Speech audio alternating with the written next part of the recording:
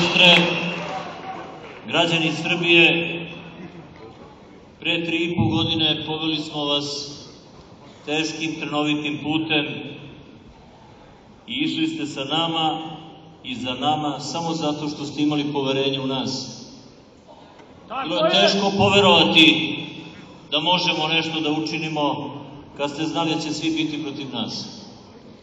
Danas ste najbolji, najveći, najpošteniji, oni koji Srbiji bude nadu, oni koji srpskoj deci obećavaju lepše jutro. Danas ste na putu ka pobedi i danas do Đurđevdana više ništa ne može da vas zaustavi. Može zemlja da počne da se okreće naopako, mi ćemo da pobedimo.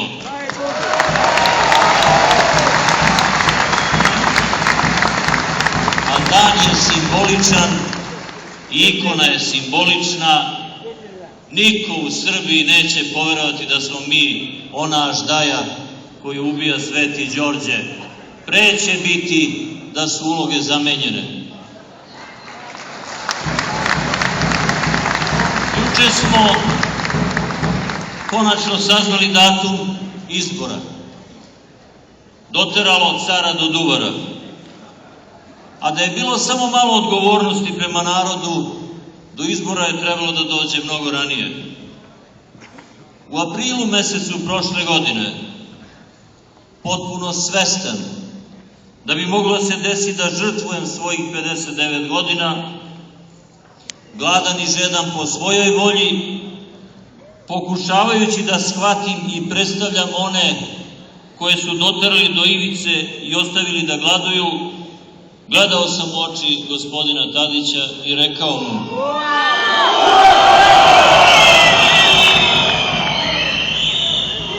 rekao sam mu, čini mi se doslovce ovako: siđi sa oblaka i prepusti se narodnoj volji.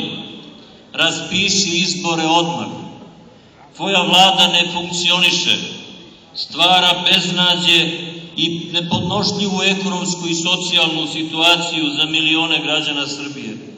Izdigni se iznad stranačkih interesa, zaboravi da si predsjednik Demokratske stranke, budi pre svega predsjednik Srbije. Kome sam se ja to obraćao? Onome koji ne čuje zato što ne živi sa svojim narodom, već sa svojim dvorjanima i svojom dvorskom kamarilom.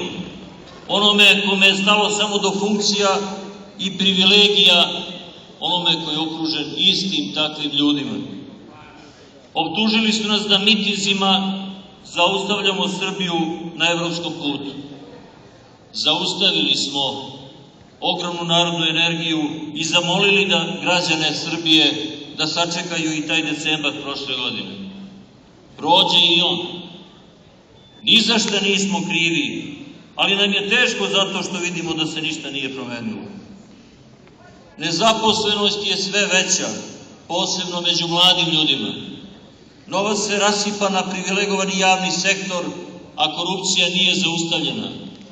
Dinar je sve slabiji, državni dug je narastao do rekordnog nivoa, siromaštvo penzionera, seljaka i onih koji su izgubili posao iz dana u dan je sve veći.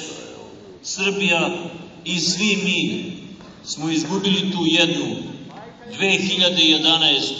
dragocenu godinu. Danas Srbija je dobila status kandidata za Evropsku uniju. To je dobro. Treba da nastavimo tim putem. Treba da uredimo državu po evropskim standardima i uredit ćemo je. Danas, 2 nedelje po dobijanju statusa kandidata, život običnih ljudi se ni malo nije izmenio. Pogledajmo naše komšije. Makedonija je dobila status kandidata 2005. pre 7 godina. Još uvek nije članica Evropske unije. Crna Gora je dobila status kandidata 2005. pre 7 godina, još uvek nije članica Evropske unije. Hrvatska je dobila status kandidata 2004.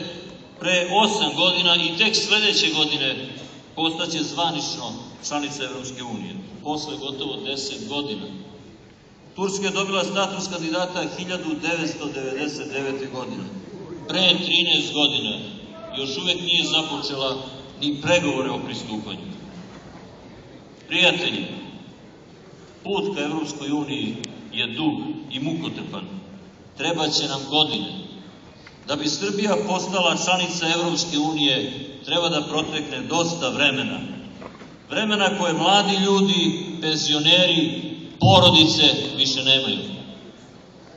Svi ćemo raditi zajedno da dostignemo taj cilj, ali naša ekonomija to ne može da čeka. Prošle nedelje čuo sam vladine eksperte kako na Kopaoniku govore o onome što treba učiniti da se ekonomija dovede u red. To su oni isti eksperti koji su nas dovde i doveli. Jedino što im dobro ide je da pričaju, sede satima za stolom i piju dobro ocenjeno vino. Ništa nisu učinili da se u Srbiji bolje živi. Šta nam sada nude? Da Srbija izabere dosadašnju vlast. Istu vladu sa Cvetkovićem, Dinkićem, Šutanovcem, Petrovićem.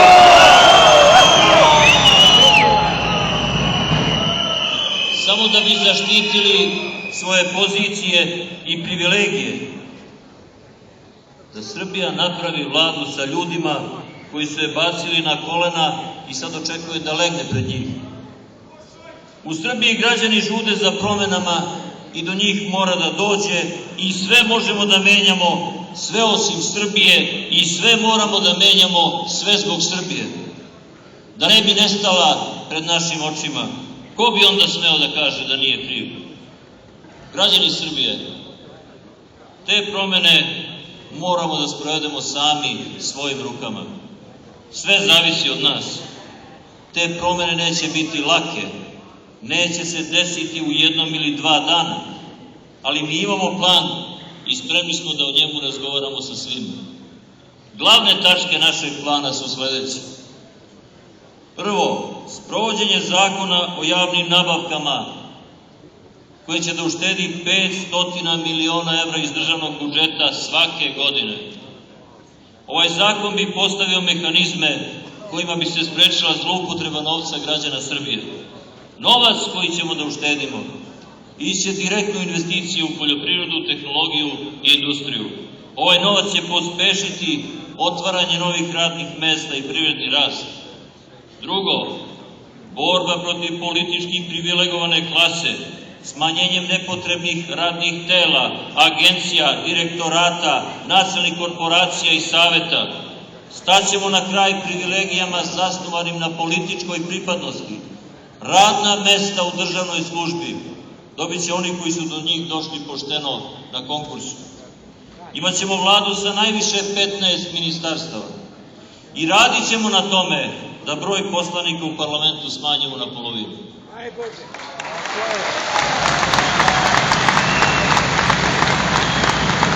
Treće, inicirat ćemo investicioni projekat Dunav-Morava-Vardar koji bi stvorio 1000 novih radnih mesta. Izgradnjom projekta Dunav-Morava-Vardar plovni put od Beograda do Soluna bio bi skraćen za 1260 km i čitavom regionu, čitavoj Evropi poslužio, a nama doneo ogromne investicije.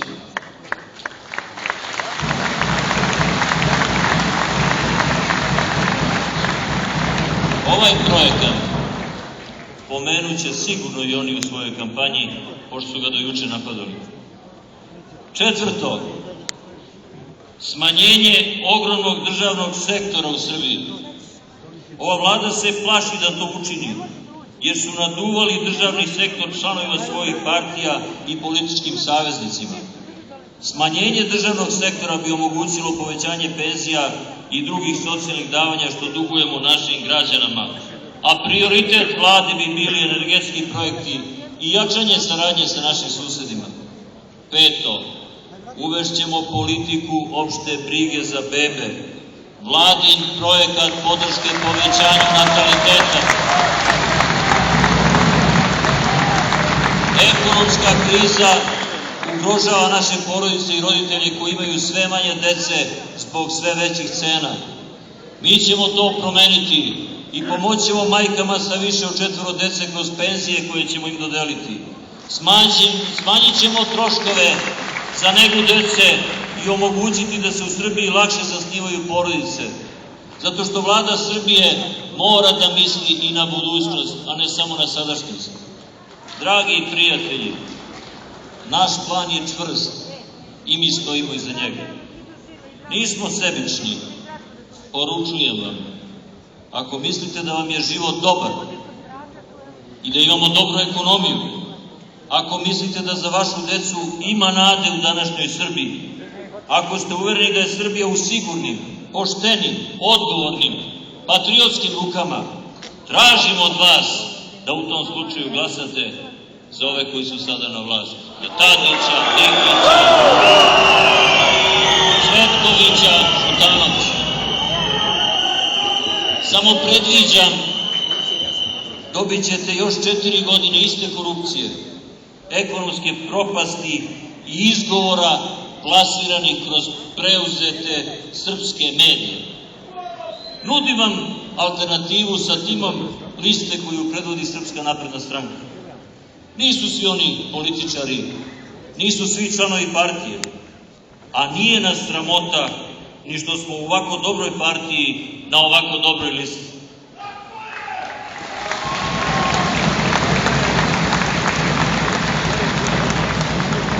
Ima nas mnogo. Neki se još uvek plaše da budu otvoreno sa nama, jer strahuju od vlasti, a pridružit će nam se posle izbora. Mnogi će krenuti za njima. Mi ćemo biti otvoreni prema svakome ko dolazi otvorenih čistih ruku. Nije važno kojoj partiji je pripadao ili nije pripadao ni jednoj partiji. Zajedno ćemo da promenimo pravac naše ekonomije.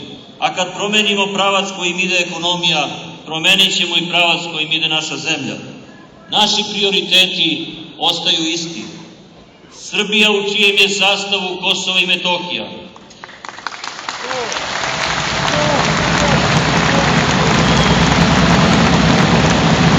Saradnja sa Ruskom federacijom,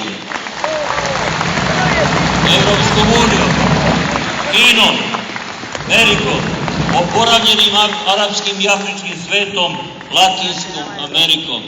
Svet je pred nama ako mi to zaslužujemo. Od građana Srbije tražim samo jedno. Dajte nam šansu. Dajte nam šansu da pokažemo da mi umemo bolje. Dajte nam šansu da vratimo nadu. Ako posle 4 godine ne uspemo, tražimo od vas da izglasate da odemo. Vlada Demokratske stranke ostavlja Srbiju u ekonomskom haosu sa očajnim rezultatima. Mi imamo plan za promene. Naporno ćemo raditi i sve svoje snage usmeriti da Srbiju ponovo učinimo uspešno. Pobedit ćemo i zatražit ćemo vašu podršku i pomoć.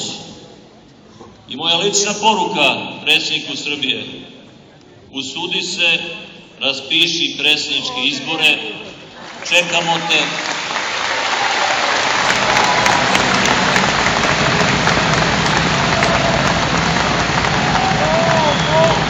Iz 2 razloga. Jedan je,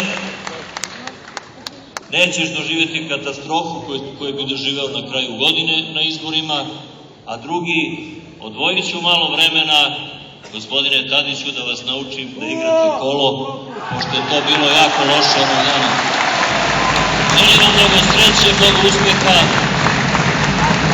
Želim vam da obradujete celu Srbiju 6. maja, da celoj Srbiji predstavljate nadu, ponos, želju. Želim vam da verujete u ljude koji će vas predvoditi. Želim vas da vas ti ljudi ne zaborave onda kada vas budu predvodili. Živela Srbija!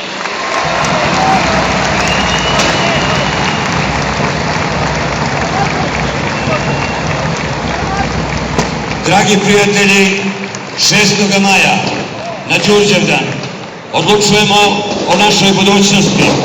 Svako ko zaokruži listu Pokrenimo Srbiju, Tomislav Nikolić pokrenuo je Srbiju. pesma pobjeda naših sportista, pesma koju ćemo slaviti pobedu sportisti Vlada Mandić, Predrag Peruničić i mnogi drugi koji nažalost su sprečeni da večeras budu sa nama. I naravno Dragana Radosavljević Cakana Đurđevdan. Povećena